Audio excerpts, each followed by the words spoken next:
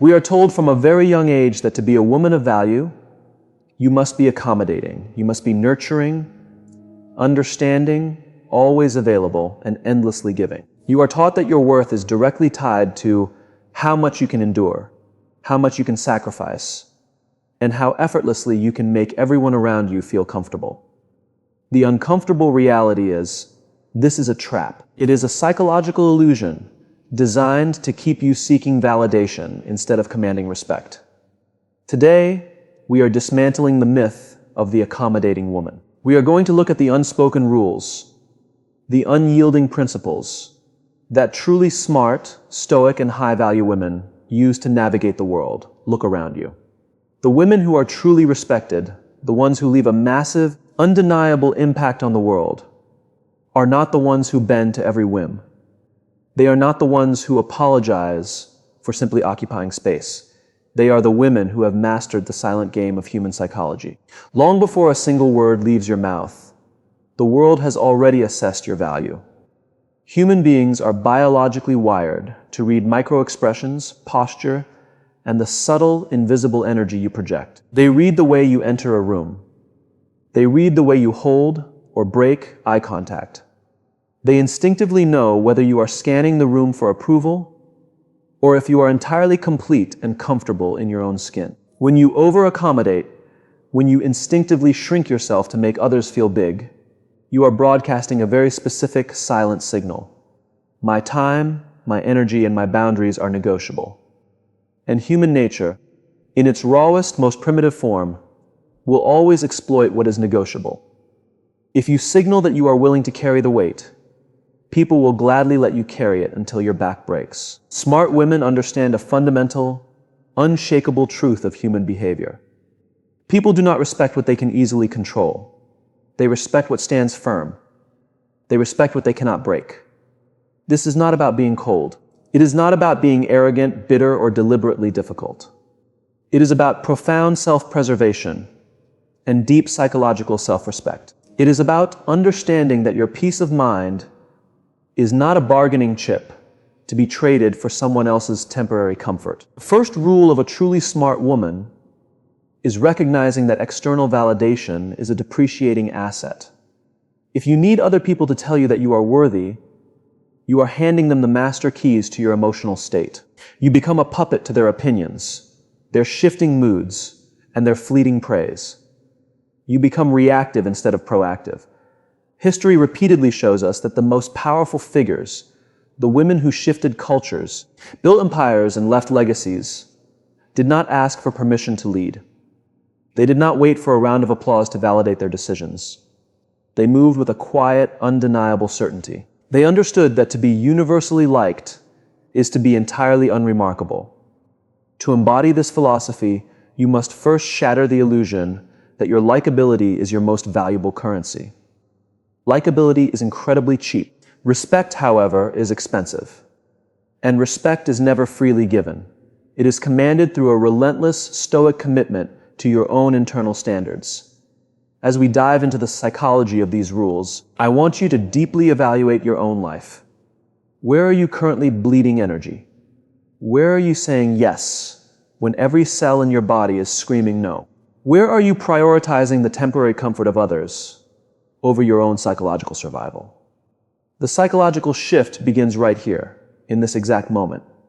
It begins with the sudden, jarring realization that your presence is a privilege, not a guarantee. Rule number 2 of the truly smart woman lies in the absolute mastery of restraint.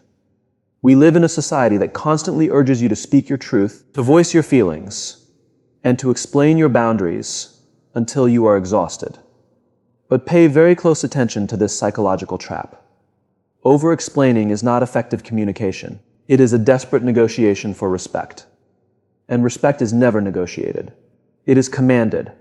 When someone disrespects you, or when a situation goes sideways, your natural biological impulse is to react. Your instinct is to explain exactly why their behavior is unacceptable, to justify your stance, to seek mutual understanding. You speak and you speak and you speak, hoping that if you just find the perfect combination of words, they will finally understand your value. The uncomfortable reality is Over-explaining is an unconscious signal of weakness. It broadcasts to the other person that you need them to agree with your boundary, for that boundary to be valid. It hands them the power of approval. Through a psychological lens, when you over-explain, you are practically begging, "Please understand my perspective so that I can feel safe." Now compare that to the woman who employs the devastating power of silence. Silence is heavy. It is an uncomfortable, suffocating void, and human psychology dictates that people will instinctively do almost anything to fill it. When you embrace emotional restraint, when you pause, hold calm, unbroken eye contact, and simply say nothing, you instantly shift the entire power dynamic of the room. You stop handing over free ammunition. In any conflict, negotiation, or relationship, the person who speaks the most is almost always the one who feels the least secure. They are scrambling to control the narrative. By speaking less, you position yourself as the ultimate observer. You become a psychological vault. While they are busy projecting, defending, and unraveling their own insecurities, you are quietly gathering vital intelligence. You are learning exactly who they are simply by letting them talk. Mystery is not about playing childish mind games. True mystery is the natural, magnetic byproduct of profound emotional restraint. It is the realization that not every thought in your head deserves an audience, and not every accusation requires a defense. Let them wonder what you are thinking. Let them analyze your stillness. When you stop offering immediate, unrestricted access to your inner world, your words suddenly gain immense weight. Because you speak deliberately and sparingly, when you finally do open your mouth, people lean in. They listen. They know that what you are about to say is not reactive noise, but a calculated absolute truth. History repeatedly shows that the most formidable minds were masters of observation. They did not broadcast their internal strategies or emotions. They let their opponents talk themselves into a corner. A smart woman knows that her silence is her greatest shield and her sharpest sword. If someone hurls an insult or attempts a manipulation, a calm, extended pause followed by total silence is endlessly more powerful than a screaming match. It communicates one devastating message: you are not significant enough to disrupt my internal peace. Mastering this rule requires immense discipline. It requires you to sit with the discomfort of being temporarily misunderstood. But the reward is unshakable autonomy. You stop reacting to the chaos of the world, and you become the quiet observer who controls it. Rule number 3 dictates a radical shift in how you protect your peace. Boundaries are not verbal declarations. They are physical, unyielding actions. Society has popularized the idea of setting boundaries through long emotional conversations. You are told to sit down, clearly communicate your feelings, and politely ask for respect. The uncomfortable reality is, a boundary without a strictly enforced consequence is nothing more than a polite suggestion. And human nature, driven by self-interest, rarely respects polite suggestions. Psychologically, human beings are constantly probing for limits. People do not usually wake up and decide to launch a massive, overt attack on your dignity. Instead, they test the fences. They look for weak spots in your armor. This testing always begins with micro-disrespects. It is a slightly condescending tone. It is a chronically late arrival with a half-hearted apology. It is a passive-aggressive joke made at your expense to see how you will react. If you let these micro-disrespects slide in the name of keeping the peace or being the bigger person, you are sending a loud, clear psychological signal: my fences are broken, you may proceed. People do not treat you based on how you tell them to treat you. They treat you based entirely on what you tolerate. You can tell a partner, a friend, or a colleague 1,000 times that you will not accept being spoken to disrespectfully. But if they raise their voice and you stay in the room to argue back, your words mean absolutely nothing. Your physical action just betrayed your verbal boundary. You have proven that your limits are purely theoretical. You have shown them that they can cross the line, and you will still remain there, negotiating for your own worth. Now compare that to the stoic woman who has mastered the true test of boundaries. She does not argue. She does not issue desperate, hollow ultimatums. She observes the behavior and she enforces the consequence. If a line is crossed, she immediately removes her presence. She ends the conversation. She leaves the room. She walks away. Walking away is the ultimate psychological consequence. It requires no shouting, no justification, and no emotional display. When you calmly remove yourself from an abusive or disrespectful environment, you instantly shatter the other person's illusion of control. You strip them of the audience and the reaction they desperately crave. History repeatedly shows that true power does not lie in the futile attempt to force other people to behave correctly. True power lies in your absolute, uncompromising willingness to walk away from those who refuse to. This level of strict, action-based boundary enforcement is going to disrupt the ecosystem of your relationships. It will make manipulative people extremely angry. Let them be angry. Their anger is simply a psychological temper tantrum because their old tools of control no longer work on you. A truly smart woman understands that she must become deeply comfortable with being the villain in the stories of people who wanted to exploit her.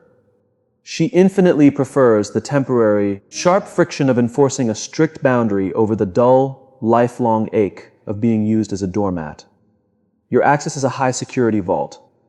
If they cannot meet the behavioral requirements to enter, they stay outside. Period. Rule number 4 is the absolute mastery of your emotional responses. Understand this deeply.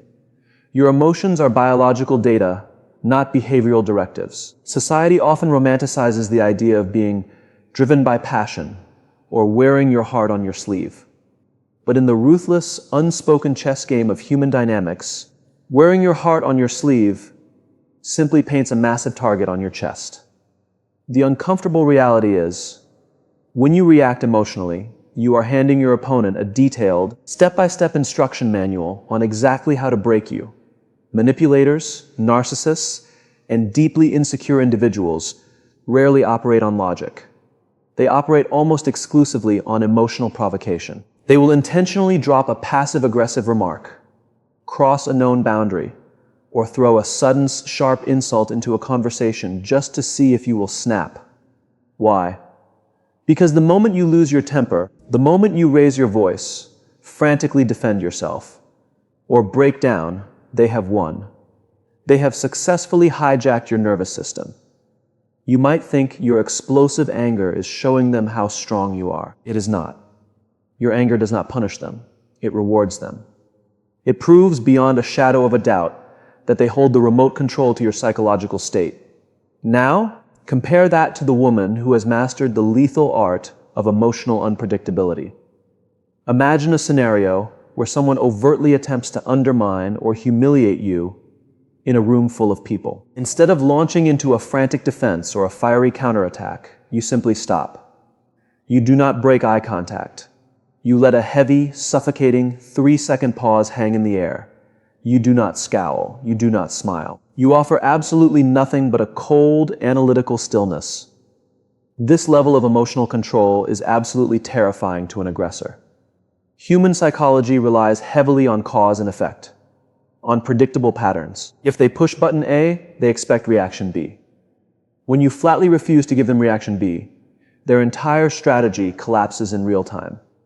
They become rapidly disoriented. By remaining entirely calm and pausing under pressure, you become an unpredictable variable. And human beings instinctively fear what they cannot predict. History repeatedly shows that the greatest tacticians never struck out in anger. They never let their enemies dictate the emotional temperature of the battlefield. They understood a fundamental law of conflict. The person who loses their emotional control is always the one who loses the war. When you pause before responding to a threat or an insult, you are not suppressing your true feelings. You are simply refusing to let a deeply flawed individual dictate your actions. You are taking a critical second to process the emotional data, evaluate the insecurity of the person attacking you, and choose a calculated response rather than a reflexive biological reaction. This is the exact mechanism that makes a smart woman truly impossible to manipulate. She cannot be baited. She cannot be goaded into self-sabotage. She becomes a psychological black hole for toxic energy. She absorbs the insult, analyzes the pathetic nature of the attack, and neutralizes the aggressor with lethal, unshakable composure. If you want to be treated with absolute, undeniable reverence, you must stop bleeding your emotions onto people who have not earned the right to hold them. Protect your emotional state like an impenetrable fortress. Let them rage, let them scheme, and let them project their insecurities. You remain the calm center of the storm, untouched, unbothered, and entirely in control. Rule number 5. The ultimate culmination of this psychological framework is the ruthless application of scarcity. In both economics and human psychology, the fundamental law of value is identical. Whatever is highly accessible is inherently cheap. Whatever is endlessly abundant rapidly loses its worth. The uncomfortable reality is, if you are always available, always on standby, and constantly rearranging your life to accommodate the schedules of others, you are actively destroying your own perceived value. Society has aggressively conditioned women to believe that their constant presence, their endless nurturing, and their unwavering reliability are their greatest assets. But in the cold, analytical reality of human behavior, familiarity breeds contempt, and endless availability breeds severe devaluation. Think about it logically. We walk on gravel every single day and never bother to look down. But humanity will tear open the earth, fight brutal wars, and destroy entire empires for a handful of gold. The only functional difference between the two is scarcity. When you instantly reply to every message, when you say yes to every last-minute invitation, and when you allow yourself to be the dependable safety net for everyone else's manufactured emergencies, you become the gravel. You broadcast the signal that your time has no independent value. And human beings will never, ever respect a resource that they can consume without restriction, effort, or consequence. Now, compare that to the stoic woman who meticulously curates her availability. She understands the dark, magnetic psychology of absence. She does not play games or manufacture fake busyness. She is genuinely consumed by her own purpose, her own standards, and her own peace. When she is not available, she does not offer a desperate, 1,000-word apology to soften the blow. She simply declines. I am unavailable. By limiting your availability, you trigger a primal psychological mechanism in the minds of others. You force them to recognize that your presence is a highly restricted, heavily guarded commodity. When you finally do grant them your time, they do not squander it. They appreciate it. They pay attention because they intuitively know that access to you is a rare privilege that can be permanently revoked at any moment. History repeatedly shows that the most revered figures, the ones who commanded rooms without lifting a finger, were never fully accessible to the masses. They understood that retreating into the shadows and fiercely withholding their presence created an aura of immense power and undeniable mystique. This is exactly how you build a legendary, unshakable reputation. True reputation is not built on what you loudly proclaim you will do. It is built on a long, unbroken, observable pattern of what you consistently refuse to tolerate. When you combine the terrifying power of silence, strict action-based boundary enforcement, absolute emotional mastery, and ruthless scarcity, you forge an invisible, impenetrable armor. Your reputation begins to enter the room long before your physical body does. People will start to notice that you are fundamentally different. They will intuitively sense that you cannot be bought with cheap flattery. You cannot be emotionally manipulated by guilt, and you cannot be bullied into submission. You will no longer have to fight exhaustingly for respect, because your cultivated reputation will do all the heavy lifting for you.